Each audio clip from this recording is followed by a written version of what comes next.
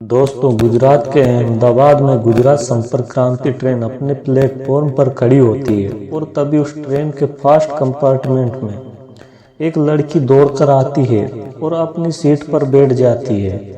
उसी के सामने एक लड़का भी बैठा होता है। थोड़ी देर बाद वह लड़की उस लड़के से कहती है, क्या आपके पास मोबाइल से सिम निकालने वाली पिन है? लड़का हाँ में गर्दन हिलाते हुए उसे अपने बैग से मोबाइल से सिम निकालने वाली पिन दे देता है। उसके बाद जो लड़की होती है अपने मोबाइल से सिम निकाल लेती है। उस सिम को तोड़ने के बाद वो उसमें अपनी दूसरी सिम डाल देती है। दोस्तों, उसके बाद जो लड़की होती है वह उस लड़के को पिन देते हुए धन्यवाद कहती है। तो लड़का होता है वह भी कहता है कि कोई बात नहीं। तो लड़की होती है इधर उधर झांक रही थी। लड़के से रहा नहीं जाता, उसे पूछता है कि क्या आपको कोई परेशानी है? लड़की कहती है नहीं, कोई परेशानी नहीं है, आज ये मेरी दूसरी ट्रेन है। इसके बाद मैं दिल्ली से तीसरी ट्रेन पकड़ूंगी और हमेशा के लिए कैद से आजाद हो जाऊंगी।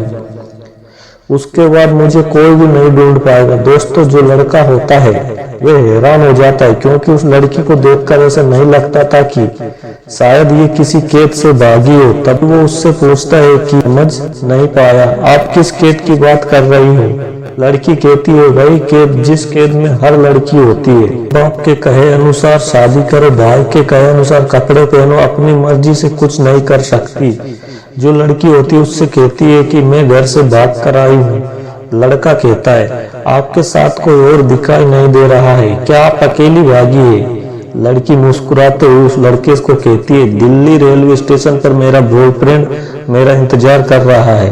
तो लड़का चुटकी लेते हुए कहता है, ओ ये तो प्यार का मैटर है। तभी लड़की मुस्कुरा देती है, कहती है हाँ जी। तभी जो लड़की होती है वह अपने बैग से एक चॉकलेट निकालते हुए उस लड़के को देती है और कहती है, आज मेरा जन्मदिन है। लड़का उस जन्मदिन की मुबारक देते हुए चॉकलेट खाने लगता है और चॉकलेट खाते खाते उससे पूछता है कि आप कितने साल की हो गई है? जो लड़की होती है वह कहती है कि मैं आज पूरी 18 साल की हो गई हूँ। तभी कहता है कि आपकी भागकर शादी करने की कानूनी उम्र भी होगी। बहुत ज्यादा खुश होती है और कहती है हाँ जी। उसके बाद लड़का कहने लगता है, जो आपका बॉयफ्रेंड है वो बहुत ज्यादा होशियार है, कितना टैलेंट है कि उसने आपको तीन ट्रेनें बदलवा, आपको नया मोबाइल दिया, सिम दिला कि आपको कोई ट्रेड भी ना कर सके। अब जो लड़की होती है वो बहुत ज्यादा खुश हो जाती है, कहने लगती है उसके जैसा कोई भी नहीं। तभी जो लड़का होता है वो कहता है कि मेरी भी एक गर्लफ्रेंड है, मैं भी एक लड़की से बहुत ज्यादा प्यार करता हूँ। तो उसकी बात सुनते ही जो लड़की होती है उसको लड़के में बहुत ज्यादा इंटरेस्ट हो जाता है। वो उस लड़के में रुचि लेने लगती है और पूछते है कि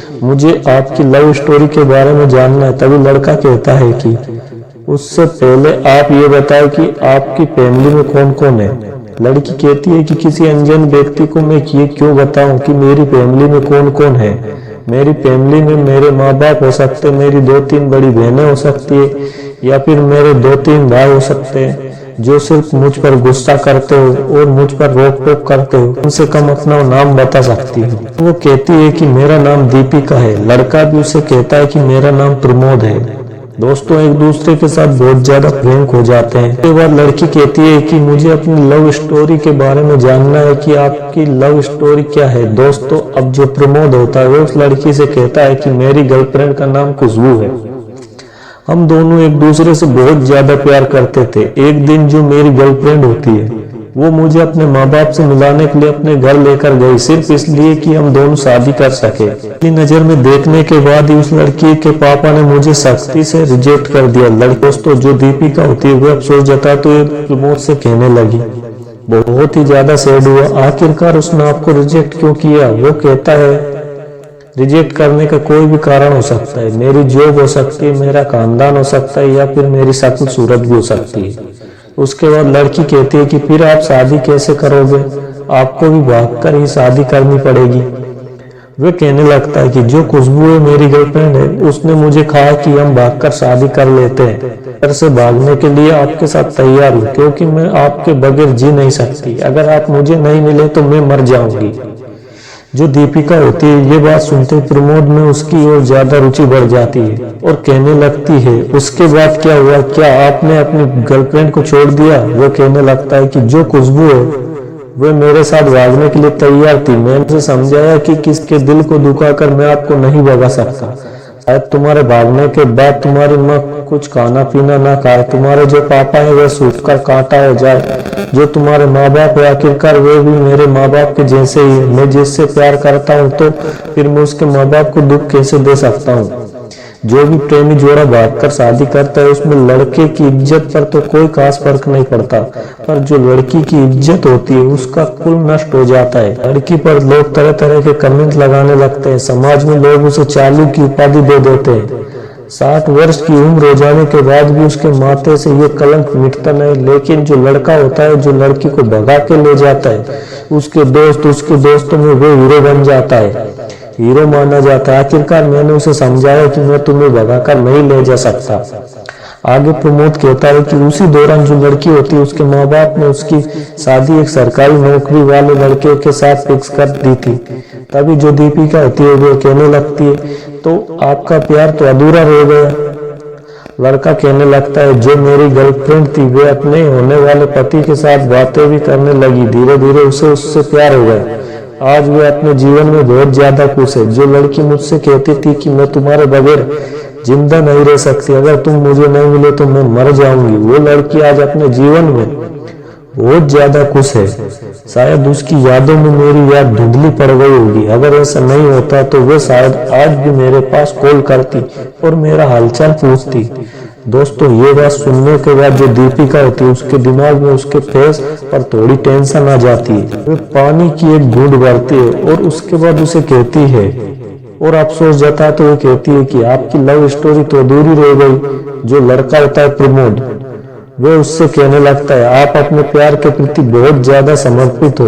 आपका बॉयफ्रेंड इतना चालाक इतना होशियार है कि तुम्हें इस तरह से भगाया कि कोई तुम्हें ट्रैक भी नहीं कर सकता। प्यार में तुम्हारा पूरी तरह समर्पण है। तुमने उस लड़के के लिए अपने माँ बाप को छोड़ दिया, उन इंसानों को छोड़ दिया जिन्होंने तुम्हें पाल पोस कर इतना बड़ा किया। दोस्तों ये बात सुनने के बाद जो लड़की होती है वो नर्वस होने लगता है कि शायद तुम्हारे भाग जाने के कारण अब तक तुम्हारे माँ बाप ने तुम्हें हर जगह तलाशा होगा, ये भी रिपोर्ट दर्ज करवा दी होगी। तुम्हारी माँ ने शायद खाना पीना छोड़ दिया होगा और तुम्हारा बाप है वो सूख कर कांटा हो जाएगा। तुमने उन्हें बताया भी नहीं कि मेरे बॉयफ्रेंड के साथ भागी हूँ, तो क्या पता उनके दिमाग में क्या क्या बातें आती होगी कि हमारी लड़की कहाँ पर है, कुछ भी है या नहीं, फिर किसी ने उसे मार तो नहीं दिया है।